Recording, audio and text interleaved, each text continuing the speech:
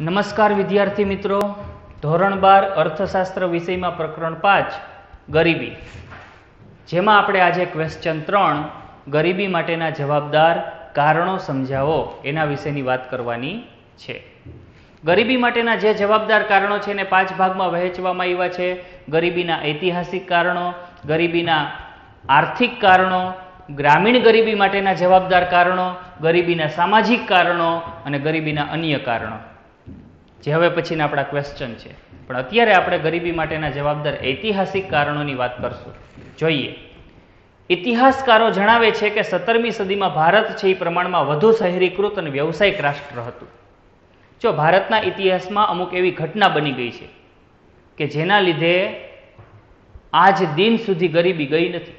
આજની ભારતની ગરીબી માટે અમુક ઐતિહાસિક કારણો જવાબદાર છે. એના વિશેની આપણે વાત કરીએ છીએ. ઇતિહાસકારો શું કહે છે? 17મી સદીમાં ભારત પ્રમાણમાં વધુ શહેરીકૃત અને વ્યવસાયિક રાષ્ટ્ર હતું. 17મી સદી એટલે 1601 થી 1700 સુધીનો સમયગાળો. એ સમયમાં ભારત છે એ સોને કી ચીડિયા ગણાતું. ભારતની આર્થિક સમૃદ્ધિ વધુ હતી અને ભારતની સમૃદ્ધિ જોઈ વિશ્વના અન્ય દેશોને પણ ઈર્ષા થતી. વધુ શહેરીકૃત રાષ્ટ્ર અને વ્યવસાયિક રાષ્ટ્ર. એ સમયમાં ભારતમાં દેશી ઉદ્યોગો સારા પ્રમાણમાં વિકાસ પામ્યા હતા. અને જે વિસ્તારમાં ઉદ્યોગો વિકાસ પામ્યા હોય એવા વિસ્તારને શહેર તરીકે ઓળખવામાં આવતું, નગર તરીકે ઓળખવામાં આવતું. એટલે જ ભારત છે એ પ્રમાણમાં વધુ શહેરીકૃત અને વ્યવસાયિક રાષ્ટ્ર ગણાતું. એ સમયે ભારત છે એમાં ભારતમાં દેશી ઉદ્યોગો સારા પ્રમાણમાં વિકાસ પામ્યા હતા અને એટલે જ ભારતમાં અઢળક ચીજ વસ્તુઓ ઉત્પન્ન થતી અને વિદેશમાં એની નિકાસ થતી. એ સમયનો ભારતનો જે વિદેશ વેપાર હતો, યાદ રાખજો, ભારતના વિદેશ વેપારમાં સુતરાઉ કાપડની નિકાસોનો બહુ મોટો હિસ્સો હતો. એક માર્કમાં ક્વેશ્ચન પૂછાય કે પ્રાચીન સમયમાં ભારતની જે નિકાસો હતી એમાં કોની નિકાસો વધુ માત્રામાં હતી? આપણો જવાબ હોવો જોઈએ સુતરાઉ કાપડની નિકાસો વધુ હતી. એટલું જ નહીં, ઉપરાંત સિલ્ક, મરી મસાલા, ચોખા વગેરેની પણ ભારત છે નિકાસ કરતો. સિલ્ક એટલે મલમલનું કાપડ, એવું સિલ્કી કાપડ કે જે ખૂબ વીંટીમાંથી મોટો ટાંકો એનો પસાર થઈ જાય એવું સિલ્ક મલમલનું કાપડ. એ સમયે ભારતમાં આવું કાપડ પણ ઉત્પન્ન થતું અને નિકાસો થતી. મરી મસાલા, ચોખા વગેરેની પણ નિકાસ થતી અને ભારત છે પુષ્કળ માત્રામાં નિકાસ કમાણી પ્રાપ્ત કરતો. ભારતની આર્થિક સમૃદ્ધતા જોઈને વિદેશી પ્રજા પણ ભારતમાં વેપાર કરવા માટે આવવા હંમેશા આતુર રહેતી. વિદેશી પ્રજા એવું વિચારતી કે જો અમે ભારતમાં વેપાર કરવા માટે જઈએ તો આર્થિક રીતે ઘણો લાભ અમને થાય એમ છે. એટલે જ ઘણી બધી વિદેશી પ્રજાઓ ભારતમાં વેપાર માટે આવતી. એ સમયે ભારતમાં વેપાર માટે આવવું હોય તો ચોક્કસ પ્રાંતના રાજાની પરમિશન લઈ લેવાની, એટલે વેપાર માટે ભારતમાં આવવાની પરમિશન મળી જાય. એ સમયનું ભારત એટલે રાજા રજવાડાનું ભારત, બરાબર. ભારત છે 562 દેશી રાજા રજવાડાઓમાં વહેંચાયેલું હતું અને ચોક્કસ પ્રાંતનું શાસન રાજા હસ્તક હતું. એટલે જે પ્રાંતમાં વેપાર કરવો હોય એ પ્રાંતના રાજાની પરમિશન મળી જાય એટલે એ પ્રાંતમાં વેપાર માટેની કોઠીઓ વિદેશી પ્રજા સ્થાપી શકે અને વેપાર કરી શકે. એટલે ઘણી બધી પ્રજા આવી. પણ એમાંથી અંગ્રેજો અને ફ્રેન્ચો આ બે એવી વિદેશી પ્રજા હતી કે જેણે ભારતીય અર્થતંત્રની અમુક નબળાઈ એ જોઈ ગયા. એટલે એણે એવું વિચાર્યું કે જો ભારતમાં અમુક કૂટનીતિક ચાલ રમીએ તો ભારત ઉપર શાસન સ્થાપિત કરી શકાય એમ છે અને એમાં એ સફળ પણ થયા. અંગ્રેજો અને ફ્રેન્ચો બંનેની આવી કૂટનીતિ હતી, પણ એમાં અંગ્રેજો ફાવી ગયા અને અંગ્રેજોએ ભારતમાં ત્યાર પછી 200 વર્ષ શાસન કર્યું. અંગ્રેજોની શોષણ નીતિને લીધે જ ભારતમાં ખેતી અને ઉદ્યોગોની સ્થિતિ કથળતી ગઈ. હવે આપણે એ જોવું છે કે અંગ્રેજોના શાસનમાં ભારતની ખેતીની સ્થિતિ કઈ રીતે કથળી ગઈ, કઈ રીતે નબળી પડી, અને ત્યાર પછી આપણે એ વાત કરશું કે અંગ્રેજોના શાસનમાં ભારતની ઉદ્યોગ ક્ષેત્રની સ્થિતિ કઈ રીતે કથળી ગઈ. તો સૌથી પહેલા આપણે ખેતી ક્ષેત્રની નબળી સ્થિતિ વિશે વાત કરીએ. અંગ્રેજોના શાસનમાં ભારતની જે ખેતી છે એ વરસાદ આધારિત હતી. વરસાદ પડે તો ખેતી થાય, બાકી નહીં, ચોમાસું ખેતી. અને બીજી બાજુ અંગ્રેજોએ સિંચાઈના વિકાસ માટે મૂડીરોકાણ વધારવામાં ખાસ રસ દાખવ્યો નહોતો. અંગ્રેજોના શાસનની આ વાત છે કે અંગ્રેજોએ ભારતમાં પોતાનું શાસન સ્થાપિત કરી નાખ્યું ત્યાર પછીની આ વાત છે કે ભારતની જે ખેતીની સ્થિતિ છે એ સાથી કથળતી ગઈ. તો એમાં કારણ આપવાના છે. એક બાજુ ભારતની ખેતી વરસાદ આધારિત હતી અને બીજી બાજુ અંગ્રેજોએ સિંચાઈની સેવાના વિકાસ માટે મૂડીરોકાણ વધારવામાં ખાસ રસ દાખવ્યો નહીં.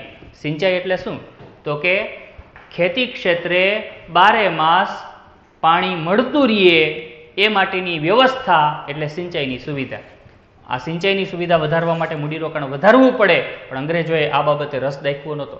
ઉપરાંત આગળ વાત કરીએ, વારંવાર પડતા દુષ્કાળ, જમીનદારી પ્રથા, સાંથ પ્રથા વગેરે કારણોથી ખેડૂતો છે આર્થિક રીતે કેવા થઈ ગયા? પાયમાલ થઈ ગયા.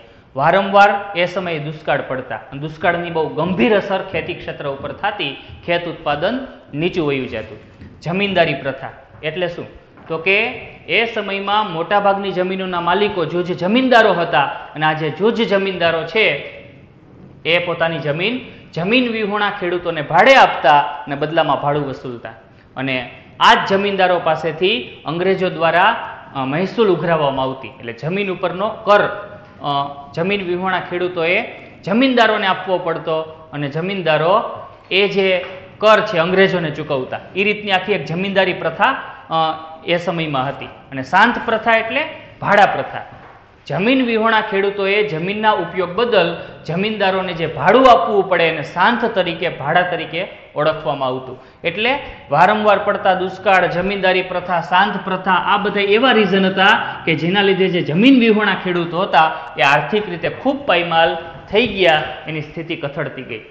ખેતી ક્ષેત્રે મૂડીરોકાણ વધારવા માટે આવા જમીન વિહોણા ખેડૂતો છે ધિરાણ મેળવતા. કોની પાસેથી? તો કે જમીનદારો પાસેથી, સાહુકારો પાસેથી, મોટા વેપારીઓ પાસેથી ધિરાણ મેળવતા.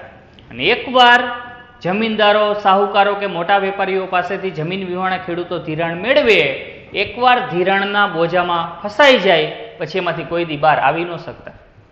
એ ધિરાણ આપે, એ ધિરાણ અને વ્યાજના બોજામાં દબાઈ જાય પછી એમાંથી બહાર જ ન નીકળી શકતા એવી સ્થિતિ હતી. કારણ કે વ્યાજના દર બહુ ઊંચા હતા, બરાબર, અને વ્યાજની પઠાણી ઉઘરાણી થતી, ખૂબ કડકાઈથી ઉઘરાણી કરવામાં આવતી. એટલે ખેડૂતો છે આ સ્થિતિમાં દબાઈ ગયા અને ગરીબી વધતી ગઈ.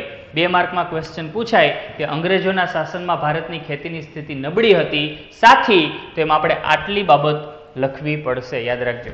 ઓકે, હવે આ ખેતીની વાત પૂરી થઈ. હવે આપણે ઉદ્યોગોની વાત કરવાની છે કે અંગ્રેજોના શાસનમાં ભારતના ઉદ્યોગો કઈ રીતે ખરાબ સ્થિતિમાં આવી ગયા.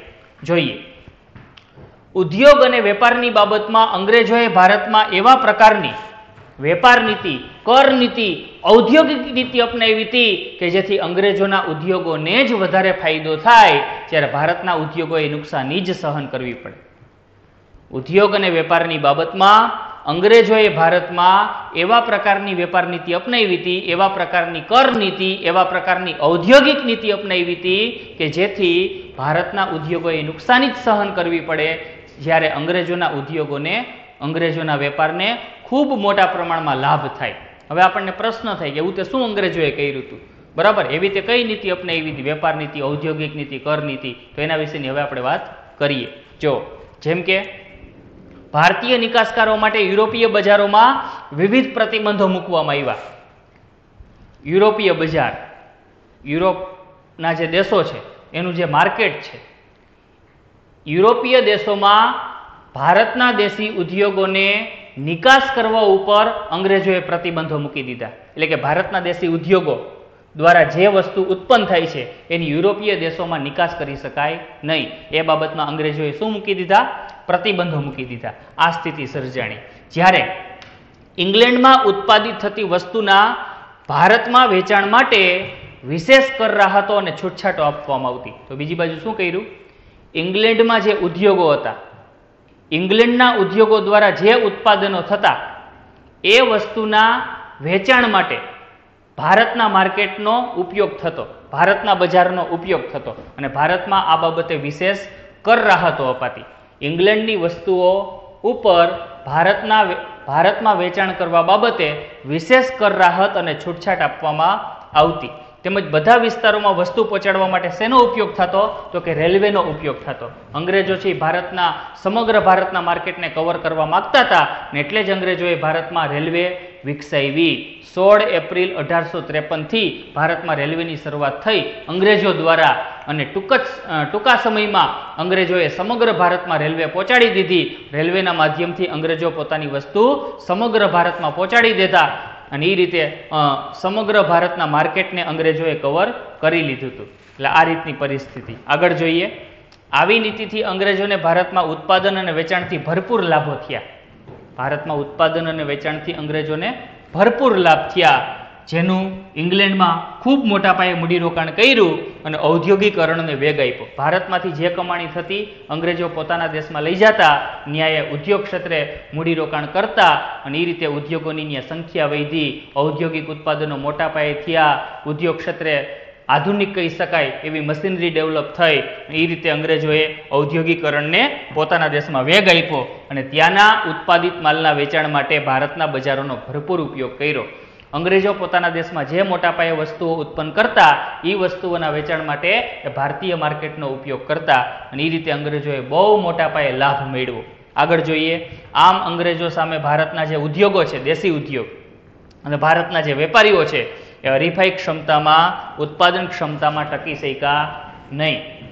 અંગ્રેજો પોતાની વસ્તુના વેચાણ ઉપર વિશેષ કર રાહતો આપતા, એટલે ભારતમાં પરિસ્થિતિ એવી હતી, ભારતીય માર્કેટમાં પરિસ્થિતિ એવી હતી કે ભારતના દેશી ઉદ્યોગો દ્વારા જે વસ્તુ ઉત્પન્ન થતી એના ઉપર વધુ કર દેવા પડતા, એટલે ભારતના દેશી ઉદ્યોગો દ્વારા ઉત્પન્ન થતી વસ્તુઓની કિંમતો ઊંચી જ હતી.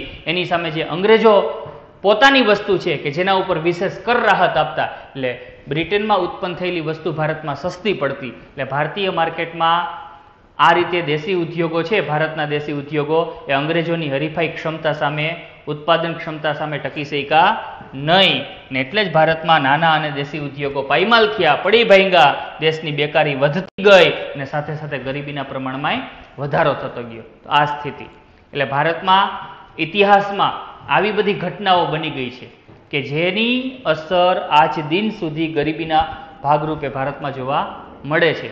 જો આવી વિદેશી પ્રજાઓ ભારતમાં ન આવી હોત તો આજે ભારતનું ચિત્ર છે એ કંઈક અલગ જ હોત.